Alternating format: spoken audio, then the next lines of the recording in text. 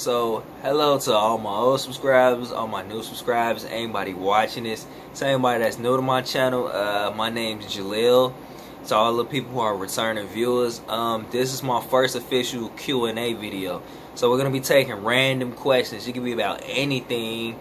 It could be something about me, as long as it's nothing too personal, or it could just be anything. Just the whole point of my channel is to inspire dialogue about, important things, about conversations, to make people think, regardless of what it is. So without further ado, let's get into some of the questions I've been asked.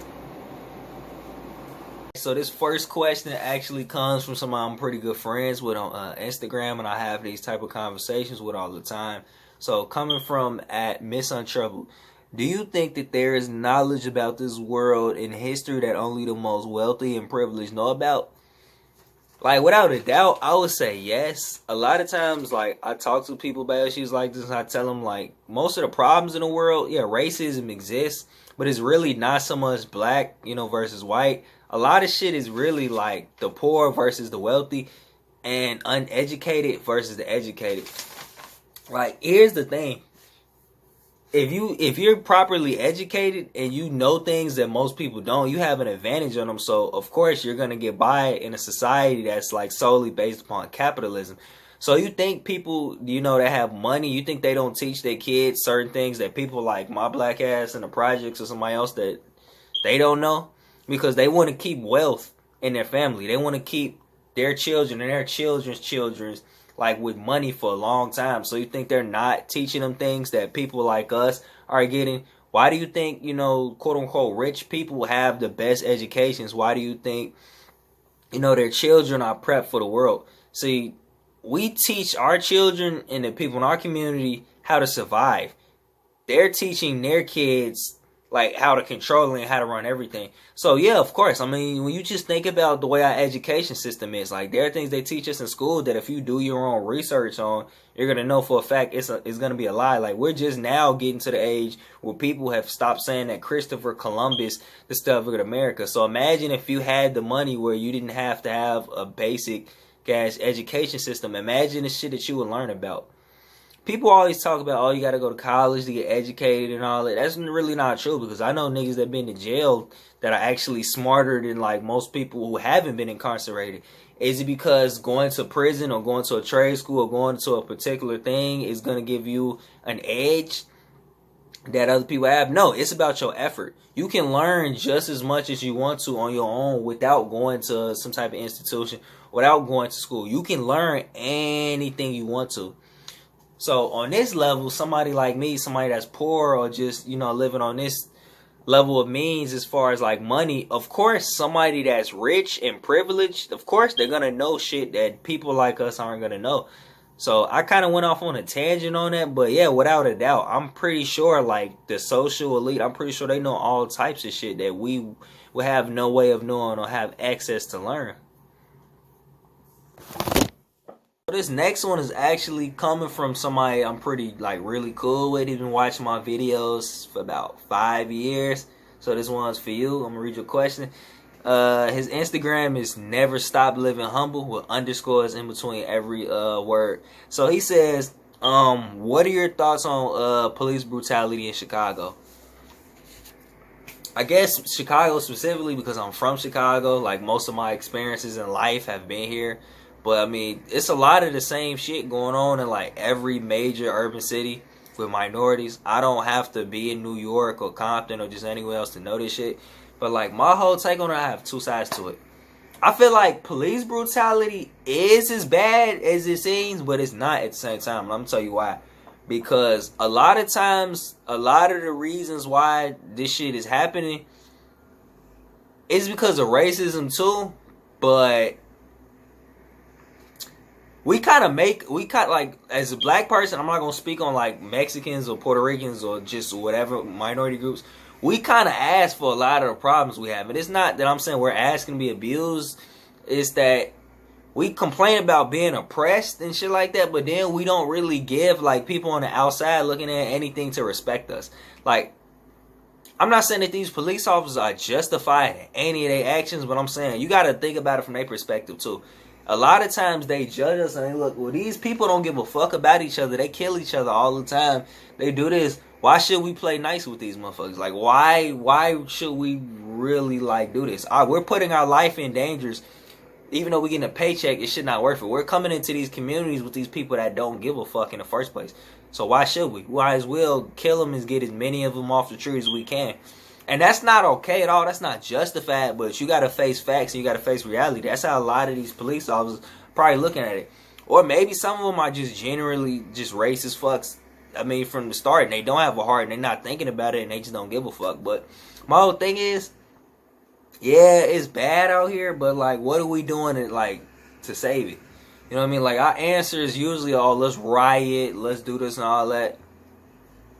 If you want respect, you gotta earn it. Respect isn't necessarily something that's just given. So if we want the police to stop killing each other and all that type of shit, we have to, like, perfect and work on our own community in the first place, so we can at least have the incentive, like, hey, you should stop killing us. We kill each other, so how the fuck we gonna bitch about somebody else killing us? And again, I'm not justifying police brutality. I'm not saying that the shit that happens to us is cool, because it is wrong. And if you have the mentality to judge and generalize people without getting to know them, then you're fucked up and you don't deserve to be a police officer. But I am saying is, regardless of right or wrong, like, facts don't give a fuck about your feelings, and things are going to be the way they are, regardless of how you feel or the way you think they should be. So if we want to like at least change our relations with, like, police and our community, all that, we got to change how we interact with each other. So I'm pretty much in a gray area, like most things.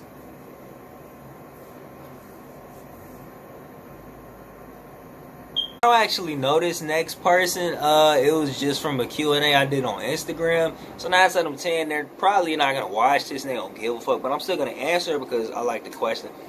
So they asked me, would you ever cut your hair? And I can't necessarily say no to that, because in the future, I don't know what type of man I'm going to be. I don't know what I'm going to experience in life. I can't say no, but 9 times out of 10, no. For the simple fact that I don't see anything wrong with my hair. I don't see it as a liability, despite a lot of the judgment and problems I get with it. I knew what to expect going into this. I know a lot of people with not dreads, locks, proper term for it.